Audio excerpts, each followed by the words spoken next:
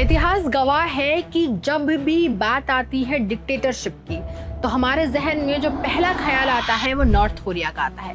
लेकिन क्या अगर मैं कहूँ कि नॉर्थ कोरिया से भी ज़्यादा क्रूर शासक दुनिया में और भी हैं तो आप इस बात को मानोगे? नहीं। चलो आज इस वीडियो में जानते हैं एक ऐसे देश के बारे में, एक ऐसे देश के लोगों के बारे में जिनकी जिंदगी मौत से भी बदतर है और यहाँ पर हर चीज़ वहाँ के शासकों के कंट्रोल में है। चलो सोचो एक ऐसा देश और उसका एक ऐसा शहर जहाँ पर हर चीज़ सफ़ेद मार्बल की बनी हुई, इतनी खूबसूरत और इतने सारे सफ़ेद मार्बल की बिल्डिंग है कि इसका जिक्र गिनीज वर्ल्ड रिकॉर्ड में भी है, यानी कि गिनीज वर्ल्ड रिकॉर्ड में भी इसको दर्ज किया गया है। सड़कें चमक रही हैं, फाउंटेन चल रहे हैं, हर तरफ सोना ही सोना है, बिल्कुल पिक्चर परफेक्ट, इतना खूबसूरत कि दिमाग और दिल एक बार वहीं ठहर जाए। लेकिन वहाँ पर एक चीज़ मिसिंग है, पता है क्या? लोग। एक शहर जो खाली है, सड़कें सूनी हैं, ऐसा लगता है जैसे कोई फिल्म का सेट हो जहाँ से सारे कलाकार गायब हो गए हों। और ये कोई साइंस फिक्शन की कहानी नहीं, ये एक असली देश की राजधानी है। एक ऐसा देश जहाँ पे VPN चलाना क्राइम है, एक ऐसा देश जिसका डिक्टेटर ने अपना नाम और हफ्तों के नाम अपने परिवार के नाम पर रख दिया हो, एक ऐसा देश जिसके राष्ट्रपति ने अपनी सोने की मूर्ति बनवाई जो सूरज के साथ साथ घूमती है, ये दिखाने के लिए कि वो सूरज से भी ज्यादा पावरफुल है। और जनता, यहाँ की जनता अपनी 80% कमाई केवल खाने पे खर्च करती है। खाने की भूखमरी है, पानी इतना कम कि छोटे शहरों में तो पानी की एक बोतल मिलना लग्जरी से कम नहीं। ये कोई और देश नहीं, ये देश है तुर्कमेनिस्तान, दुनिया का सबसे बंद, सबसे अजीब और सबसे खूबसूरत चमकते देशों में से एक ऐसा देश जिसकी खूबसूरती के पीछे इसका काला सच छुपाया गया है, छुपाए गए हैं इसके डिक्टेटरशिप।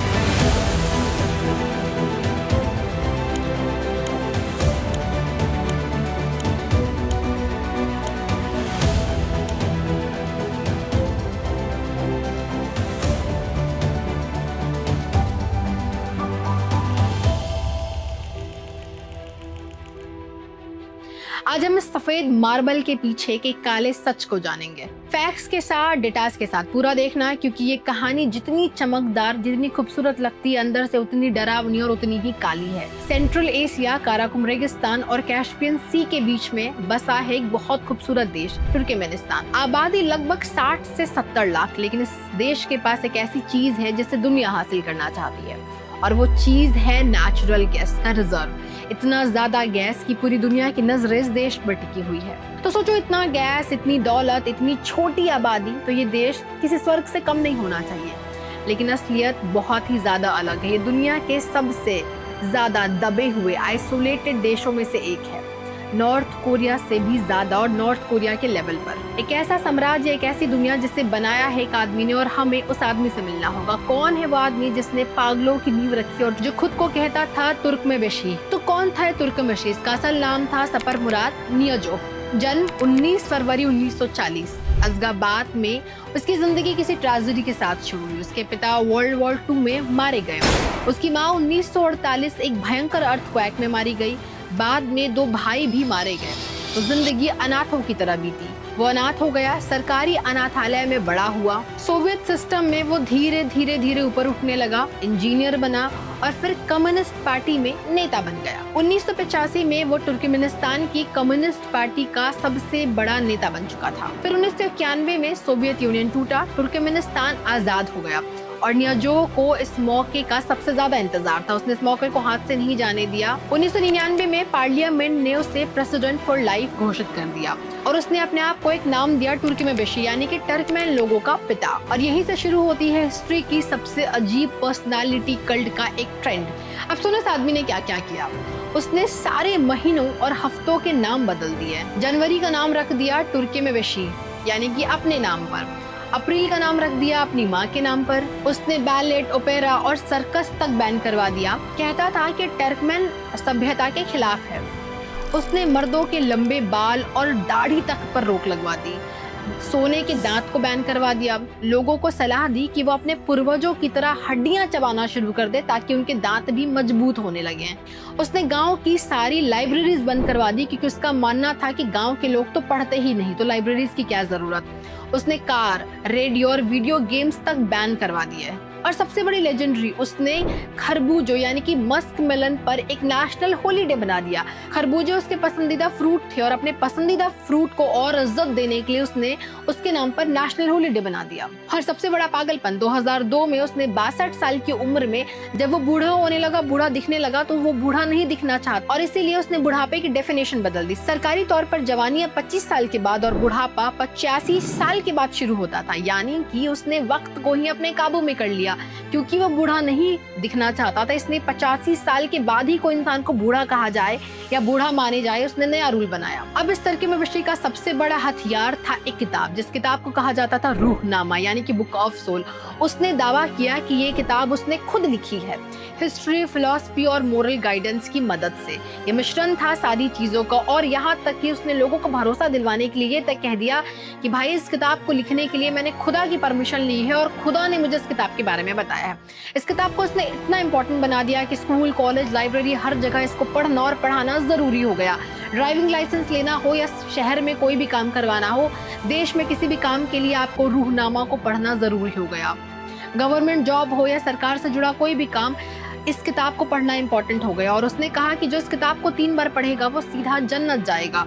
उसने ये भी कहा कि ये बात उसे खुद खुदा ने बताई है, यानी कि रूहनामा को लेकर उसका पागलपन अलग लेवल पे था। और फिर आता है वो मूर्ति, अज़्गाबाद के बीच में उसने अपनी 246 फुट की ऊंची सोने की मूर्ति बनवाई, जो सूरज के साथ गोल गोल घूमती थी, जिससे उसका चेहरा चमकते रहता था। वो इस बात को साबित करना चाहता था कि वो इतना ताकतवर है कि सूरज भी उसके पीछे पीछे उसके साथ घूमता है। जब वो ये सब कर रहा था तो देश की आम जनता गरीब थी। उसने अज़्गाबाद के बाहर सारे हॉस्पिटल्स बंद करवा दिए, कहा लोगों को इलाज कराने के लिए राजधानी आना चाहिए। ट्रेन डॉक्टर्स की जगह अनट्रेन डॉक्टर्स को हायर किया। एक तरफ हर तरफ सोना ही सोना था, दूसरी तरफ देश के लोग बेसिक हेल्थ केयर तक के लिए तरस रहे थे। 21 दिसंबर 2006 को 21 साल राज करने के बाद नियाज़ोव की अचानक हार्ट फेलियर से मौत हो जाती है। देश ने राहत की सांस ली, देश को लगा कि शायद अब बदलाव आ रहा है, लेकिन इसके बाद जो हुआ वो और भी ज्यादा खतरनाक था और एक नया चेहरा लेकर आया था। नियाज़ोव के बाद कहानी में एक नया इंसान आता है। ये इंसान, इसका नाम था गुरबा गंगुली बर्दिमुहादेमेव। और इसका बैकग्राउंड, ये एक नॉर्मल सा डेंटिस्ट था। ये डेंटिस्ट था नियाज़ोव का पर्सनल डेंटिस्ट, एक दांतों का डॉक्टर और अब पूरे देश का मालिक। इसने नियाज़ोव के मरने के बाद मौके का फायदा उठाया और पूरे देश पर कब्जा कर लिया।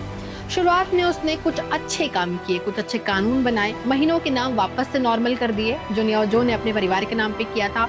अपस्टेट पॉलिसीज को हटाया। दुनिया को लगा शायद ये आदमी बेहतर होगा, अलग होगा और देश को चलाने के काबिल होगा। लोगों ने उसे एक्सेप्ट किया, लेकिन जल्द ही उसका भी असली चेहरा सामने आने लगा। वो नियाज़ोव से भी आगे निकल गया। स्टेट टीवी उसे दिखाता एक परफेक्ट इंसान की तरह, एक चैंपियन की तरह, एक घुड़सवार की तरह, एक साइंटिस्ट, एक म्यूजिशियन, एक स्पोर्ट्समैन। उसने रैप सॉन्ग्स रिलीज किए, डीजे सेट्स किए, चाय और घोड़ों पर किताबें लिखी। इसके बाद उसने अपनी एक और सोने की मूर्ति बनवाई, घोड़े पे बैठा हुआ। कहीं ना कहीं इंसान भी नियाज़ोव के नक्शे कदम पे चलने लगा। उसका रंगों से इतना ज्यादा ऑब्सेशन था कि उसने अज़्गाबाद यानी कि राजधानी में काले रंग की सारे कारों को बैन करवा दिया। उसके मुताबिक काला रंग अपशगुन होता है, अनलकी होता है, इसीलिए लोगों को काली कार रखनी ही नहीं चाहिए। सफेद रंग और केवल हल्के रंग की कार ही अलाउड थी। हर तरफ सिर्फ सफेद ही सफेद था। उसने लोगों से जबरदस्ती रंगों को बदलवाया और अपने पसंद का कार रखने के लिए मजबूर किया। उसने अपने पसंदीदा कुत्ते की एक बड़ी सी सोने की विशाल मूर्ति बनवा दी। 2022 में एक और कमाल हुआ। उसने अपनी पावर अपने बेटे, जिसका नाम था सरदार बुदिमुहादेव को दे दी, एक इलेक्शन के थ्रू जो नकली था। यानी अब तुर्कमेनिस्तान एक फैमिली बिजनेस बन गया था, बाप से बेटे तक, एक मोनार्की की तरह, बस नाम था डेमोक्रेसी का। अब बात करते हैं उस शहर की जो इस पूरे कहानी का प्रतीक है, जड़ है, अज़्गाबाद, द वाइट सिटी। 2013 में इसे गिनीज वर्ल्ड रिकॉर्ड में नाम दिया गया था, दर्ज किया गया था दुनिया में सबसे ज्यादा सफेद मार्बल्स बिल्डिंग के लिए। 543 बिल्डिंग्स यहाँ पर मार्बल की बनी है, 4.5 million square meters Italian marble की। सोचो, नेशनल लाइब्रेरी एक खुली किताब की तरह खूबसूरत है। यहाँ पर जो मिनिस्ट्री ऑफ हेल्थ है वो सिरिंज के यानी कि इंजेक्शन की तरह बना हुआ है, जो देखने में इतना खूबसूरत लगता है कि नजरें टिक जाती है। दुनिया का सबसे ऊंचा फ्लैग पोल जिसका झंडा 420 किलो का है, फाउंटेन्स है, गोल्ड डोम्स है, चमकती बाउंड्रीज, खूबसूरत शहर है, सब कुछ इतना परफेक्ट लगता है कि लगता है यहीं बस जाए। लेकिन एक जर्नलिस्ट ने कभी कहा था कि ये एक ऐसा शहर है जो देखने में फिल्मी सेट लगता है, लेकिन यहाँ के सारे एक्टर्स गायब है, यानी सड़कें खाली है, लोग गायब। लेकिन सबसे खतरनाक कंपैरिजन तो ये है कि लोगों ने अज़गाबाद को एक मॉडर्न थेरेजिनिस्ता कहा था। इसका मतलब होता है एक नकली शहर जो हिटलर ने रेड क्रॉस इंस्पेक्टर्स को धोखा देने के लिए बनाया था। कहीं ना कहीं खूबसूरत देश की राजधानी को हिटलर के दौर के उस शहर से कंपेयर किया जा रहा है जिसको हिटलर ने खूबसूरत बनाया था लोगों को धोखा देने के लिए। मैं कुछ शब्दों को हो सकता है गलत उच्चारण कर रही हूँ, हो सकता है कि प्रोनाउंसिएशन मिस्टेक हो, सिंस ये वर्ड्स थोड़ा टिपिकल है और एग्जैक्ट प्रोनाउंसिएशन शायद गलती हो सकती है, तो आप इस बात को प्लीज इग्नोर कीजिएगा, थैंक यू। अब एक और हकीकत जो सुनकर आप चौंक हो जाओगे, इस शहर राजधानी में दिन भर यानी कि 24 घंटे फाउंटेन्स चलता था जिसमें पानी लगातार बहते रहता था। लेकिन विडंबना यह है कि तुर्कमेनिस्तान में 60% से ज्यादा खाना इंपोर्ट होता था। आम परिवार अपनी कमाई का 70 से 80% केवल बेसिक ग्रोसरीज पे खर्च करते थे।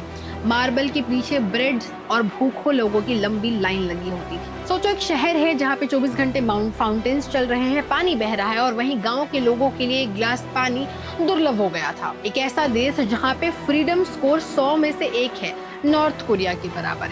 यहाँ की जो सीक्रेट पुलिस है KNB हर डिजिटल चीज पर नजर रखती है, जैसे नॉर्थ कोरिया पे हर चीज पे नजर रखी जाती है, कुछ ऐसा ही हाल यहाँ पर भी है। VPN चलाना क्राइम है, foreign news, independent media, social media, ये सब कुछ बंद है। इंटरनेट भी बहुत लिमिटेड और सेंसर्ड है, जो बोलेगा उसके खिलाफ कार्रवाई होगी, यहाँ तक कि लोग गायब तक हो जाते हैं। और एक्सप्लॉयटेशन, हर साल हजारों टीचर्स और डॉक्टर्स को जबरदस्ती कॉटन की खेती में काम करने लगा दिया जाता है मजदूरों की तरह। क्यों?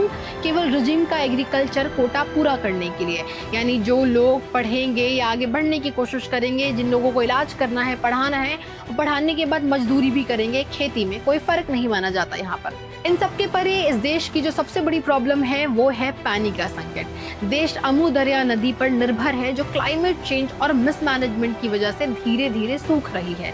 एक देश जहाँ की राजधानी में फाउंटेन्स में 24 घंटा पानी बहता है, उस देशों के गाँव में पानी लग्जरी बन चुका है। एक गिलास अच्छे शुद्ध पानी के लिए लोग परेशान हो रहे हैं।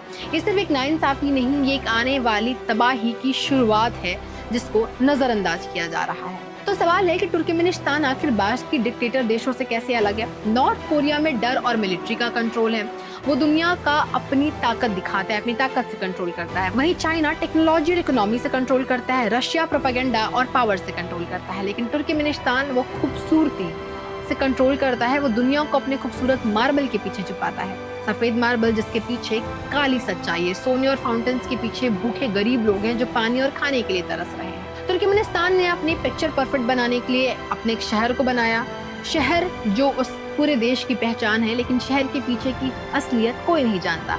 इस चमकदार मार्बल के पीछे की जो आंखें हैं, जो लोग हैं, वो इतने ज्यादा परेशान हैं कि वो देश छोड़कर जा भी नहीं पा रहे हैं।